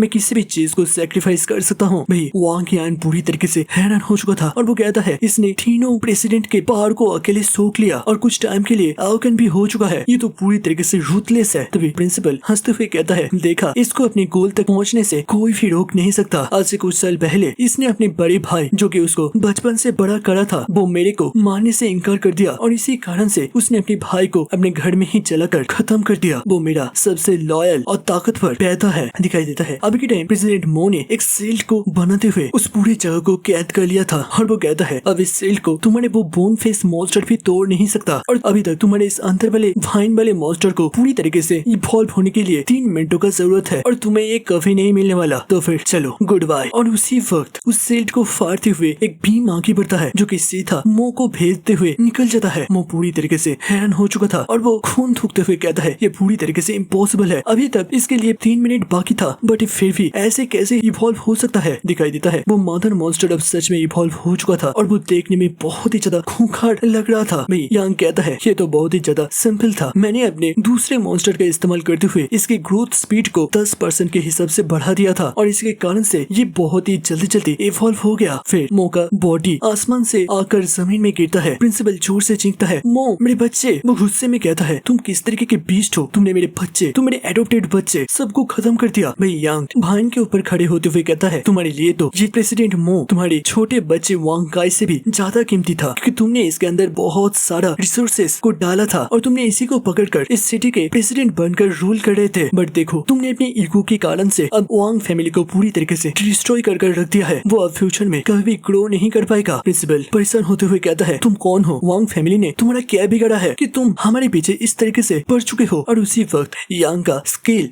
डिसमिस हो जाता है और उसका असली चेहरा बाहर निकल पड़ता है। भाई प्रिंसिपल पूरी तरीके से सदमे में चला गया था, उसके आंखें लाल हो चुके थे। वो कहता है ऐसा कैसे हो सकता है, मैंने प्रिजन के अंदर से खुद इंफॉर्मेशन लिया था कि तुमको खत्म कर दिया गया है। मैं यांग हंसते हुए उस बटलर के सबको ले आता है और कहता है उस इंफॉर्मेशन को असल में मैंने ही तुम्हारे साथ शेयर किया था और ये लो तुम्हारा घोस्ट मैरिज का गिफ्ट मेरी तरफ से। उस बटलर को देखते हुए प्रिंसिपल पूरी तरीके से हैरान हो चुका था और वो कहता है तुमने मेरे बड़े भाई को भी खत्म कर दिया। तभी वांग यान भी अपने पूरे पावर को एक्टिव करते हुए एक ताकतवर पंच बनाते हुए आगे बढ़ता है और उसी पल स्पेस इनसराउंडमेंट नाम के एक स्केल का इस्तेमाल करा जाता है जिससे कि वांग यान को पूरी तरीके से एक सील्ड के अंदर कैद कर लिया गया था। ये असल में प्रेसिडेंट मो ने करा था, उसके पूरे बॉडी पर मदर वाइन क्रॉप्स के टेंटिकल्स घेर रखे थे। भाई यांग हंसते हुए कहता है देखो तुमने जिस लड़के को अपनी पूरी जिंदगी भर रिसोर्सेस का इस्तेमाल करते हुए बड़ा करा है अब वही मेरा वेपन बनेगा, इसी के द्वारा ही मैं तुम्हारी पूरी फैमिली को खत्म करूंगा। देखो अब तुम्हें कितना ज्यादा मजा आता है। भाई प्रिंसिपल चीखता है तुम्हें क्या लगता है तुम अपनी बहन को इस तरीके से बचा पाओगे? भाई यांग एक सीरियस लुक देते हुए कहता है मार डालो सबको। वही प्रेसिडेंट मो अब 7th कॉर्प्स गार्ड बन चुका था और वो अपने स्पेस सैटरिंग स्किल का इस्तेमाल करते हुए उन दोनों लोगों को उसी जगह पर एलिमिनेट कर देता है। भाई यांग अपनी बहन को बाहर निकलता है जो कि अपने होश में नहीं नहीं थी और वो कहता है चलो बहना अपने घर पर चलो। सीन शिफ्ट होता है कुछ दिनों के बाद, जहाँ पर बहुत सारे लोग एक मोमबत्ती को पकड़ते हुए काला हुडी पहनकर मार्च करते हुए जा रहे थे। वो लोग कहते हैं हीरोज अब हमें बचा नहीं सकते, इसके कारण से मॉन्स्टर ही अब हमारे गॉड बनेंगे, हम उनको ही पूजेंगे, वही दुनिया के अंदर शांति ले आएगा। और इस पागलपंथी को देखते हुए सारे लोग काफी ज्यादा हैरान हो रहे थे और उन्हीं के बीच यांग भी खड़ा हुआ था और वो भी काफी ज्यादा सरप्राइज था। तभी साइड में एसी को दिखाया जाता है जो कि एड्स कैंपेन चला रही थी और वो कहती है मॉन्स्टर ने मेरी जिंदगी बचाया है, जिसका नाम है बोन फेस मॉन्स्टर। ये भगवान का एक छोड़ा गया टुकड़ा है जो कि इंसानों के मदद के लिए इस दुनिया के अंदर आया है और अब से हम लोग बोन फेस मॉन्स्टर को ही पूछेंगे। मैंने ऑलरेडी अपना धान प्राण सब कुछ उसके नाम कर दिया है, वही अब से मेरा मास्टर है। वही यांग उस एड्स के पेपर को लेते हुए कहता है ये कुछ ज्यादा ही नहीं हो गया। वही वो लड़की कहती है उस बोन फेस मॉन्स्टर ने ही उस चार्ज के इंसिडेंट से बच गए थे और तुमको भी उसी मॉन्स्टर ने बचाया था, तो तुम्हें भी हमारे साथ उस मॉन्स्टर का वर्शिप करना चाहिए। वही यांग पूछता है कि मैं जान सकता हूँ तुम किस तरीके से उसको पूछते हो। मेरी लड़की शर्माते हुए कहती है मैंने अपना सब कुछ मेरे गॉड के नाम कर दिया है, मेरे आत्मा मेरा शरीर सब कुछ अब उनको बिलोंग करता है और इसी तरीके से मैं अपना डिवोशन दिखा सकती हूँ। यांग खांसते हुए वहाँ से जाने लगता है और कहता है मेरे पास अभी थोड़ा इम्पोर्टेंट काम है और तुम्हें अपने सब कुछ देने का जरूरत नहीं है, कुछ अपने पास भी रख लो। मेरी लड़की उसे रोकते हुए कहता है तुम चिंता मत करो, मैं एक दिन इस बोन फेस मॉन्स्टर को दुनिया के सामने ले आऊंगा और हमारे ये ऑर्गेनाइजेशन दुनिया के अंदर फेमस बन जाएगा, वही बनेगा इस दुनिया का ट्रू गॉड। और ऐसे लोगों का मार्च चलता है जबकि यांग एक बहुत ही ऊंची से बिल्डिंग के ऊपर चढ़कर मन मन सोच रहा था दुनिया बहुत ही ज्यादा अजीब है, इनको जो भी चीज अच्छा ही दिखाई देता है उसको ही वो गॉड बना लेता है। और उसी वक्त उसके पीछे 7th गार्ड प्रेसिडेंट मो उतरता है और वो कहता है मास्टर मैंने ऑलरेडी जस्टिस डिवीजन के डिप्टी मिनिस्टर को खत्म कर दिया है और इसके बारे में किसी को कुछ भी पता नहीं चलेगा और मैंने अपनी ऑथोरिटी का इस्तेमाल करते हुए उस चार्ज के अंदर जो भी हुआ था उसका सारा एविडेंस भी मिटा दिया है, अब कोई भी आपको पकड़ नहीं पाएगा। बट दूसरी तरफ वांग लोंग जो कि वांग यान का मास्टर था, उसने वांग फैमिली के सारे एसेट्स के ऊपर कब्जा कर लिया है और वही इस फोर्टिस के अंदर सबसे ताकतवर फायर एलिमेंट एलोकेंट यूजर है और उसके पास बहुत सारे डिसेबल्स हैं जो कि सब के सब काफी ज्यादा पावरफुल मानी जाती है। और अभी के टाइम उसने आपको वहाँ मिलने के लिए एक ऑर्डर जारी करा है। मैं यहाँ एक स्माइल देता है और मन मन कहता है देखो तो जरा, इसने वांग फैमिली को पूरी तरीके से लूट लिया और फिर लोगों के नजरों में अच्छा बनने के लिए वांग फैमिली के मसलों को अपने हाथों से सॉल्व करना चाहता है। और वो कहता है ठीक है मैं जरूर से उसके साथ मिलूंगा। तभी गार्ड 7 कहता है मास्टर आपको कॉशियस रहना चाहिए क्योंकि वो सच में बहुत ही ज्यादा ताकतवर है और मैं आपको सजेस्ट करूंगा कि आप सीधा सीधा उससे दुश्मनी ना मोड़ ले। मैं यांग हंसता है और कहता है तुम मेरे बारे में चिंता मत करो, मेरे पास अपना खुद का प्लान है, तुम जस्टिस डिवीजन के अंदर अपना काम करते रहो, किसी को कानों कान खबर नहीं होना चाहिए कि तुम असल में कुछ और हो और मेरे को धोखा देने के बारे में तो बिल्कुल भी मत सोचना। भाई वो अपने सिर को झुकाते हुए कहता है बिल्कुल, मेरी जिंदगी तो आपके नाम है, आप मेरी जिंदगी को किसी भी टाइम मेरे से छीन सकते हैं, मैं आपका हमेशा एक लॉयल डॉग बनकर रहूंगा। यांग कहता है ठीक है अब तुम मेरे पास आ जाओ। इसके साथ वो उसको भी एक कार्ड में बदल देता है और यांग आसमान में अपने सारी कार्ड्स को देखते हुए कहता है अब मेरे पास टोटल 7 समोनिंग्स आ चुका है। और वो कहता है प्रेसिडेंट मो तुम हमेशा इस फोर्टिस के इकलौते किंग बनना चाहते थे, चिंता मत करो मैं तुम्हारे इस सपने को जरूर से पूरा करूंगा, बट अभी के लिए वांग लोंग मैं आ रहा हूँ। शिफ्ट होता है एक दिन के बाद फायर ड्रैगन एबिलिटी हॉल पर, जहाँ पर बहुत सारे डिसेबल्स खड़े हुए थे और उनके बीचों बीच एक आदमी अंधेरे में बैठा हुआ था और वो कहता है लीन फैमिली के वंशज तुम फाइनली यहाँ पर आ गए हो। दिखाई देता है उसके सामने असल में यांग आया हुआ था। आदमी कहता है तो जैसे कि तुम जानते हो वांग फैमिली अब मेरे अंडर में आ चुका है और मेरा रिस्पॉन्सिबिलिटी बनता है कि उन लोगों ने जो काम कंप्लीट नहीं कर पाया वो मैं उनके लिए सॉल्व कर दूं। उसके हाथ पर कुछ सफेद कपड़े थे और वो उन कपड़े को यांग के सामने फेंकता है, फिर कहता है यहाँ पर टोटल 3 सफेद कपड़े हैं तुम्हारे पूरे फैमिली के लिए। वांग फैमिली के छोटे बेटे के साथ तुम्हारे बहन का घोस्ट वेडिंग होने वाला था और उसी वक्त ये पूरा इंसिडेंट हो गया। अभी तक हमें कल्प्रिट के बारे में कोई भी खबर नहीं मिला है, बट तुम्हारी फैमिली को इसका भरपाई करना पड़ेगा क्योंकि तुम्हारे बहन की शादी पर ही ये पूरा इंसिडेंट रचा गया था। तुम्हारा पापा, तुम्हारा बहन और तुम अपनी जिंदगी को कुर्बान करने के लिए तैयार हो जाओ। मैं यांग उन कपड़ों को देखता है जबकि पीछे से उस मास्टर के सारे डिसिपल्स एक एरोगेंट स्माइल दे रहा था। वांग कहता है तुम्हारे पास बस 3 दिन है, तुम्हें इन कपड़ों को पढ़ना है, उसके बाद चारकोल जलाकर उसके अंदर कूद जाना है और इसी तरीके से ये मैटर सॉल्व हो जाएगा। यांग कहता है और अगर मैं इसे ठुकरा दूं, रिफ्यूज करूं, तो वो आदमी एक डेविलिश लुक देते हुए कहता है इस पूरे फोर्टिस के अंदर अभी के टाइम मैं सबसे ज्यादा ताकतवर हूँ और तुम अगर एक एल्केनर के ऑर्डर को ठुकराते हो तो उसका सजा एक मौत से भी ज्यादा बदतर होगा। तभी यांग कहता है अच्छा इस फोर्टिस के अंदर एल्केनर का इतना ज्यादा ताकतवर है तो फिर इसे देखिए। और दिखाया जाता है यांग के हाथ पर एक अजीब सा ब्लू कलर का ब्रेसलेट था जिस पर लिखा गया था 17 और वो कहता है मैंने ऑलरेडी एल्केनर एग्जाम के अंदर अपना नाम नाम रजिस्टर कर दिया है और इस हालत में तुम अगर मेरे को टच भी करोगे तो फिर तुम सरकार के विरुद्ध जाओगे और इससे फर्क नहीं पड़ता कि तुम एवोकनर हो या फिर नहीं। सरकार के लोग रूल्स को तोड़ने के कारण से तुम्हें बहुत ही कठोर से कठोर सजा दिया जाएगा या फिर मौत भी तुम्हें नसीब हो सकता है। उस आदमी के सारे डिसाइपल्स हैरानियत के साथ कहते हैं ये ऑलरेडी एक प्री एवोकनर है, बट हम लोगों ने तो सुना था ये एक मामूली सी स्टूडेंट है, क्या हमें गलत इन्फॉर्मेशन मिला था। भाई वो आदमी एक सरकास्टिक स्माइल देते हुए कहता है मानना पड़ेगा तुम काफी ज्यादा इंटेलिजेंट हो जो कि एवोकनर एग्जाम के गवर्नमेंट के सील्ड का इस्तेमाल करते हुए यहाँ तक आ चुके हो, बट चिंता मत करो हमारे पास हर जोड़ का तोड़ होते हैं। मैं तुम्हें इसी जगह पर खत्म कर दूंगा और कोई और आकर इसका पूरा ब्लेम अपने कंधे पर उठा लेगा या फिर ये पूरी तरीके से एक एक्सीडेंट भी मनाया जा सकता है। तुम्हें क्या लगता है तुम इस तरीके से बच पाओगे? यांग एक मुस्कुराहट देता है और कहता है तुम सोचने में तो काफी ज्यादा अच्छे हो, बट तुम्हें क्या लगता है मैं बस इसी चीज के दम पर यहाँ पर आने का हिम्मत करा है तो तुम बिल्कुल ही गलत हो। मैं वो आदमी अपनी पावर को एक्टिव करते हुए हवा में उड़ने लगता है और कहता है एक एवोकनर के सामने इतने एरोगेंटली बात करना और इतना ज्यादा धमकाना पूरी तरीके से मीनिंगलेस है। तुम यहाँ पर बच नहीं सकते। उसके फायर एनर्जी इतना ज्यादा ताकतवर था कि उसके नीचे के डिसाइपल्स भी उसके हीट के कारण से स्किन जलने लगे थे। भाई यांग अभी भी कॉन्फिडेंटली कहता है तुम मेरा कुछ भी बिगाड़ नहीं पाओगे, एक बार आगे बढ़कर देखो। तभी अचानक से आसपास एक अजीब सा ठंडी हवा बहने लगता है। सारे लोग पूरी तरीके से हैरान हो चुके थे और परेशान होते हुए कहता है यहाँ का टेम्परेचर बहुत ही तेजी से घट रहा है, इसके साथ साथ हवा में बर्फ भी उड़ रहा है, यहाँ पर चल कर रहा है। और उसी वक्त वो सारे डिसाइपल्स एक बर्फ के चट्टान के अंदर फंस जाते हैं। तभी वो फायर बंदा कहता है तो तुमने अपने पीछे एक सच में एक आइस एबिलिटी एवोकनर को लेकर आए हो। दिखाई देता है वहाँ पर एक ब्लू हेयर वाली लड़की पहुंच गई थी जो कि एक बड़े से बर्फ के स्टोन के ऊपर खड़ा रहते हुए कहता है छोटे भाई क्या तुम चाहते हो मैं इस आदमी को इसी जगह पर खत्म कर दूं? बताया जाता है ये है निंग स्वान। भाई वो आदमी अपने हाथ पर एक फायर बॉल को समन करता है और कहता है नेचुरली तुम सारे ice ability user fire type के ऊपर भारी पड़ते हो, बट तुमने यहाँ पर थोड़ा सा गलती कर दिया। मैं इस शहर का सबसे ज्यादा ताकतवर फायर एबिलिटी यूजर हूँ। अगर मैं अपने एसेंस को जलाना शुरू कर दूं तो फिर ये पूरा जगह एकदम से राख में बदल जाएगा, हम में से कोई भी यहाँ पर जिंदा बच नहीं पाएगा। भाई यांग कहता है तुम इतना ज्यादा स्ट्रगल क्यों कर रहे हो, एक न एक दिन हम लोग जरूर से आमने सामने लड़ेंगे। फालतू में तुम्हें यहाँ पर अपनी जिंदगी को सेक्रीफाइस करने का कोई भी जरूरत नहीं है। मैंने बस कहा है कि तुम अभी के टाइम मेरे ऊपर हाथ नहीं रख सकते, बट जब ये एक परीक्षा खत्म हो जाएगा तब तुम्हारे पास पूरा मौका रहेगा, तो फिर इतना टाइम तक तो तुम इंतजार कर ही सकते हो। भाई वो आदमी काफी ज्यादा सीरियस लुक देते हुए कहता है तो तुम्हें लगता है तुम सच में इस एवोकनर के एग्जाम को पास कर पाओगे? मैं यांग वहाँ से जाते हुए कहता है इससे क्या ही फर्क पड़ता है, जब ये एग्जाम हो जाएगा तब मेरे ऊपर से ये प्रोटेक्शन चला जाएगा, चाहे मैं एवोकन हूँ या फिर ना हूँ, तुम उस वक्त मेरे ऊपर हमला कर सकते हो। और वो निंग भी अब ऊंचे से स्टोन से नीचे उतर आता है और कहती है ये बर्फ का स्ट्रक्चर 30 सेकंड के अंदर खत्म हो जाएगा, उसके बाद तुम्हारे लड़के बिल्कुल सही सलामत रहेंगे। बट एग्जाम के पहले मैं तुम्हें वार्न करना चाहूंगी तुम मेरे भाई के ऊपर बिल्कुल भी टच भी नहीं करोगे, नहीं तो मैं कसम खाती हूँ तुम्हारे पहले तुम्हारे सारे डिसिपल्स को मैं आखिरी नींद पर सुला दूंगी, मेरे को कोई भी रोक नहीं पाएगा। भाई कुछ टाइम के बाद यांग और वो लड़की रास्ते से चलती हुई जा रही थी। लड़की कहती है देखो भाई मैं इस जगह पर ज्यादा टाइम तक नहीं रह सकती, बस तुम्हारी रिक्वेस्ट के कारण से मैंने अपनी ड्यूटी को छोड़कर तुम्हें बचने के लिए यहाँ तक आ गई हूँ, बट ऐसा मैं बार बार नहीं कर सकती। वही यांग पूछता है क्या उत्तर के साइड के फाइटिंग एरिया का हालत इतना ज्यादा खराब हो चुका है कि आपके ऊपर इतना ज्यादा प्रेशर गिर रहा है? वही निंग कहती है अभी के टाइम उत्तर के एक दूसरी सिटी जो कि 26 नंबर का था उसको पूरी तरीके से मॉन्स्टर ने डिस्ट्रॉय कर दिया है। दीवारों के बाहर सिचुएशन दिन के दिन और भी ज्यादा टेरिफाइंग बनता चला जा रहा है और हमारा ये फोर्ट्रेस भी ज्यादा टाइम तक सेफ नहीं रहेगा। तो भाई तुम्हें जल्द से जल्द ताकतवर बनना पड़ेगा, अपनी कल्टीवेशन के ऊपर और भी ज्यादा ध्यान लगाना पड़ेगा, ठीक है? मैं और यहाँ पर रुक नहीं सकती। और यही बोलते हुए वो आगे बढ़ने लगती है और उसी वक्त फेंग जल्दी से उसके सामने आते हुए एक पत्ते को पकड़ते हुए उसके ऊपर गिरने से बचाता है। वही निंग शर्माती हुई कहती है अचानक से मेरे इतने पास मत आओ, मेरे इंस्टिंक्ट बहुत ही ज्यादा सेंसिटिव है, मैं बिना चाहे भी अपने तलवार को बाहर निकल सकती हूँ। फिर वो वहाँ से चली जाती है जबकि यांग पीछे से उसको देखता है और मनी मन सोचता है मुझे पता है उस जगह का हालत सच में बहुत ही ज्यादा खराब हो चुका है और तुम बस मेरे रिक्वेस्ट के कारण से ही साहिब से वहाँ पर झगड़ा कर भी यहाँ पर आए थे। तुम चिंता मत करो, मैं बहुत ही जल्द अपने आप को इतना ज्यादा मजबूत बनाऊंगा कि मैं अपने सारे अपनों को सारे करीबियों को प्रोटेक्ट कर सकूं। उसी वक्त उसकी साइड पर एक गाड़ी आता है और वहाँ से वो वार्डन उतरती है और कहती है मास्टर आपने जो ऑर्डर दिया था मैंने ऑलरेडी उसका प्रिपरेशन कंप्लीट कर लिया है। मैं यांग कहता है कि सच में तुम्हारा टास्क बहुत ही ज्यादा कठिन था फिर भी तुमने इसे कंप्लीट कर लिया, मानना पड़ेगा तुम बहुत ही काबिल इंसान हो। भाई वार्डन कहती है हाँ थोड़ा सा तो दिक्कत हुआ था, बट जब मैंने उन कैदियों के बच्चे और बीबियों को ब्लैक प्रिजन के अंदर डाल दिया तब वो लोग अपने सारे प्रॉपर्टीज को बिना किसी दिक्कत के हमारे प्रिजन के नाम कर दिए। मैं यांग मन में सोचता है मानना पड़ेगा ये वार्डन बहुत ही ज्यादा रूथलेस और डिसिसिव है जो कि मेरी को बिल्कुल ही सूट करता है। और तभी वार्डन कहती है तो चलिए फिर मास्टर आप एक बार मेरे द्वारा करे गए सारी चीजों को गौर से देख लीजिए। ब्लैक सी पिजन के अंदर इवेंट बहुत ही जल्द शुरू होने वाला है। वही यांग उसके साथ चल पड़ता है। और दोस्तों आज का पार्ट इसी जगह पर समाप्त होता है। और दोस्तों ये लोग असल में करने के वाले हैं। नेक्स्ट पार्ट बहुत ही जल्द आ जाएगा। अगर वीडियो अच्छा लगे तो जो उसे लाइक कर देना और हाइप के बटन को भी दबा सकते हो। इससे वीडियो का रीच थोड़ा सा बढ़ जाएगा। फिर इसके साथ बने रहने के लिए सब्सक्राइब बटन को दबा देना। बाकी मिलते हैं नेक्स्ट वीडियो के अंदर। तब तक के लिए देखते रहिए, सुनते रहिए और सुनाते रहिए बाज़नी 2.0। Stay happy, stay safe, peace out and good bye.